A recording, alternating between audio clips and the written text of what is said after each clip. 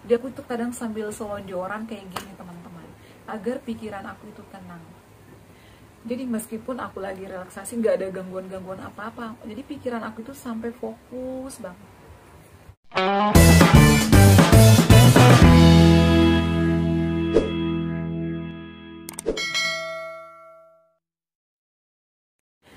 Assalamualaikum warahmatullahi wabarakatuh. Halo semuanya, selamat datang kembali di channel aku, Adifa dan Bunda. Gimana kabarnya nih? Senang sekali aku kembali menyapa kalian dan semangat sekali ya.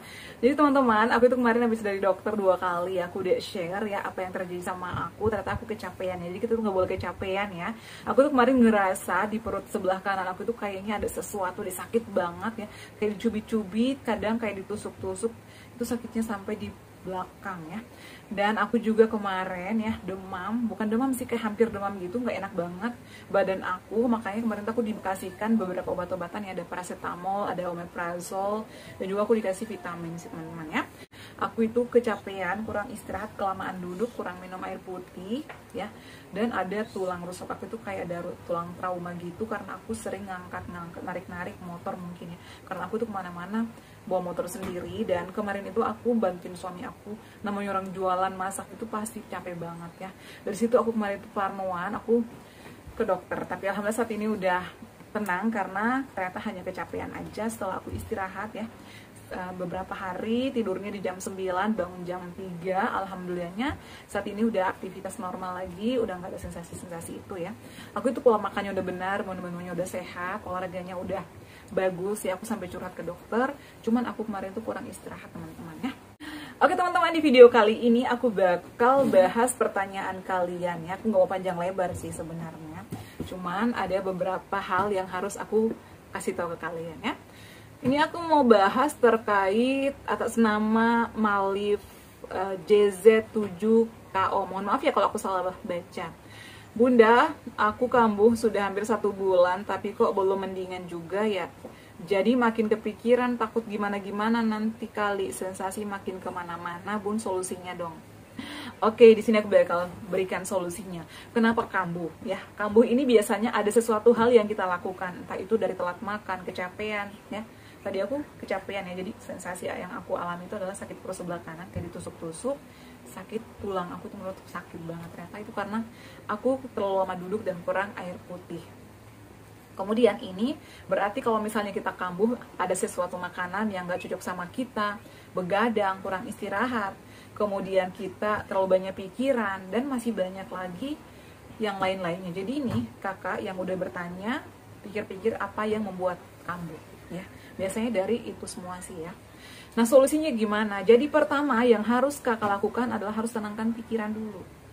Karena meskipun udah minum obat-obatan, udah makan sering porsi kecil, udah menu-menunya yang sehat, tapi kalau misalnya pikirannya susah dikontrol, itu nggak bakalan bisa cepat sembuh.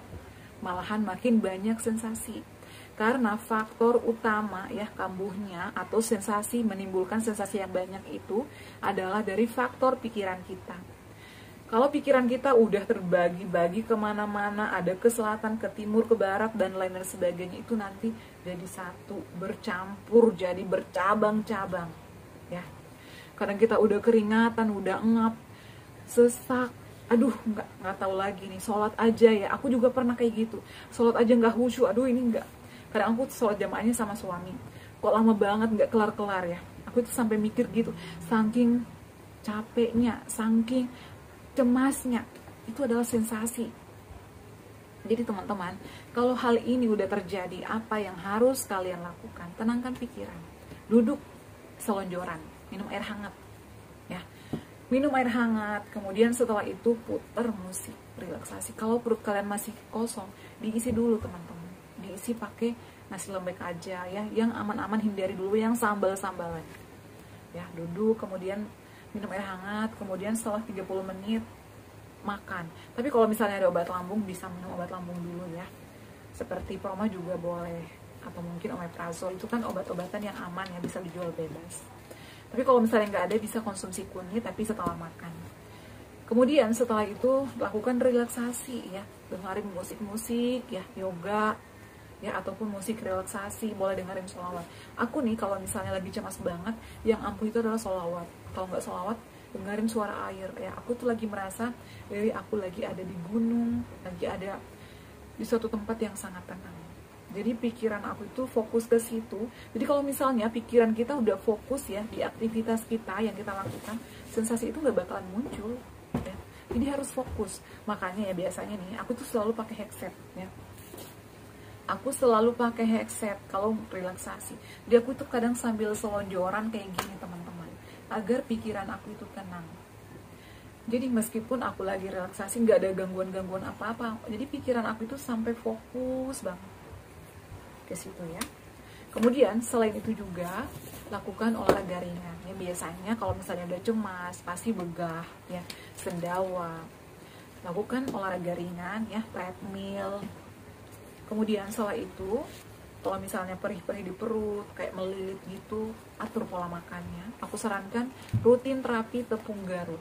Tepung Garut itu bagus loh untuk melapisi dinding-dinding lambung kita. Misalnya ada yang radang, ada yang iritasi, ada yang luka misalnya, seperti itu ya. Konsumsinya 30 menit sebelum makan ya. Boleh di pagi hari, siang hari, sore hari. Aku sih biasanya seperti itu ya. Kemudian jangan begadang. Nggak boleh begadang. Pejuang asam lambung GERD itu meskipun udah sembuh, tidurnya adalah jam 9 atau paling malam jam setengah 10. Aku sih biasanya kayak gitu. Kalau misalnya kita udah menerapkan semua itu, menu-menu kita juga udah baik, pasti cepat penyembuhannya. Jadi udah gak usah overthinking. Jadi kita tuh harus melakukan hal-hal yang menyenangkan. Bun, aku udah lakukan yoga. Bun, aku udah lakukan relaksasi, dengerin musik-musik kesukaan aku. Tapi tetap aja nggak bisa. Berarti kamu harus mencari sesuatu lagi yang bisa menenangkan pikiran kamu. Misalnya telepon keluarga, telepon orang tua, main sama anak, buat kue, lakukan hobi kalian, mancing, dan lain sebagainya. Pasti kok banyak ya. Kalau dulu nih aku ya, kalau misalnya udah nggak mau relaksasi aku pengen lihat pantai, ya udah aku ke pantai aja di Ancol. Karena kebetulan rumah aku itu dekat banget dengan Ancol. Jadi seperti itu teman-teman ya. Kemudian selain itu juga hindari makanan pantangan ya. Aku tuh udah sering banget menginformasikan makanan-makanan pantangan aku ya. Jadi untuk makanan ini juga cocok-cocokan teman-teman ya. Cocok sama aku, belum tentu cocok sama kalian. Jadi kenali dulu nih menu apa, makanan apa yang cocok sama kalian dan yang gak cocok. Yang jelasnya pejuang asam lambung GERD itu gak boleh makan pedas ya. Pedas cabai, pedas lada, tomat, kafein, soda yang berlemak, santan, ketan. Kemudian buah-buahan jeruk ya, lemon. Kemudian nenas, itu gak baik ya. Bukannya gak baik, itu bagus, semua buah-buahan bagus. Cuma kalau kita kondisinya lagi kambuh atau asam lambung kita lagi naik, kalau bisa hindari itu dulu ya. Kemudian kita kalau misalnya sudah makan juga diperhatikan, jangan langsung minum dulu ya agar kita nggak begah-begah. Jadi kasih jeda dulu sekitar 10 menitan atau 15 menit. Jadi seperti itu ya yang bertanya, semoga lekas sembuh, tenangkan pikiran, gak usah takut, gak bahaya, badai pasti berlalu, insya Allah pasti sembuh ya. Jadi kalau misalnya lagi pemulihan harus disiplin dulu, karena istilahnya luka yang baru mau sembuh, baru mau kering, ada lagi senggolan misalnya masuk lagi, dan biasanya itu lebih parah sensasinya ya. Makanya aku itu kalau biasanya dibilang, kamu kok makanannya gak bikin selera sih, gak pakai sambal sih, kamu kok nggak mau makan goreng-gorengan sih? Bukannya nggak mau, aku mau, cuman aku batasin ya, nggak berlebihan. Aku tuh nggak mau terlalu serakah apa-apa dimakan, apa-apa dikonsumsi ya, karena aku nyadar diri aku tuh punya riwayat asam lambung, aku tuh ada GERD, aku tuh ada gastritis, aku tuh ada anxiety. Jadi kalau misalnya aku lagi kecapean ya, kalau misalnya aku lagi moodnya nggak bagus, aku tuh kadang bilang ke suamiku, karena aku jangan gangguin dulu ya, aku pengen relaksasi, aku pengen dengerin musik kesukaan aku. Ini mereka ngerti. Tapi kalau misalnya udah selesai, gabung lagi sama mereka, ngobrol ya, kemudian ngemil bareng. Biasa namanya kita juga butuh me time ya. Dan me time aku itu adalah biasanya aku relaksasi, biasanya aku dengerin ruqyah, biasanya aku dengerin sholawat, biasanya aku nelfon mama aku. Karena tempat curhat ya yang paling baik menurut aku itu adalah di atas sejadah dan juga sama mama aku. Karena kalau di atas sejadah itu langsung sama Allah ya, biasanya Allah ngasih solusinya, pasti Allah ngasih solusi. Kalau sama mama aku biasanya berikan semangat, motivasi ya, bisa menguatkan gitu. Jadi menurut aku adalah Itu adalah cara aku untuk curhat, cara aku untuk salah satu healing terbaik menurut aku ya. Mengadu di sepertiga malam di atas sejadah. Aku sih biasanya kayak gitu ya. Oke teman-teman, semoga yang bertanya tadi nonton video ini atas nama siapa ya. Semoga lekas sembuh dan sensasinya hilang ya. Jadi gak usah parnoan, gak usah cemas, tenangkan pikiran dulu, atur pola makannya, pola pikirnya, pola hidup sehatnya, olahraganya ya. Dan juga jangan begadang ya. Jangan lupa juga terapi air hangat setiap bangun tidur ya, 1 gelas aja minum. Kemudian setelah itu bisa konsumsi tepung garut ataupun air tajin. Kalau misalnya pada perutnya kayak masih mengganjal, bisa dikompres dulu sebelum minum air putih, tapi kompres dulu, setelah kompres barulah konsumsi air putih. Aku sih caranya seperti itu ya, yang simple-simple aja. Yang sering aku alami itu adalah semuanya cara-cara alami. Dan selain aku dibantu obat herbal dan juga obat-obatan alami, aku juga dibantu banget sama obat-obatan dokter. Jadi aku dulu sering konsultasi ya.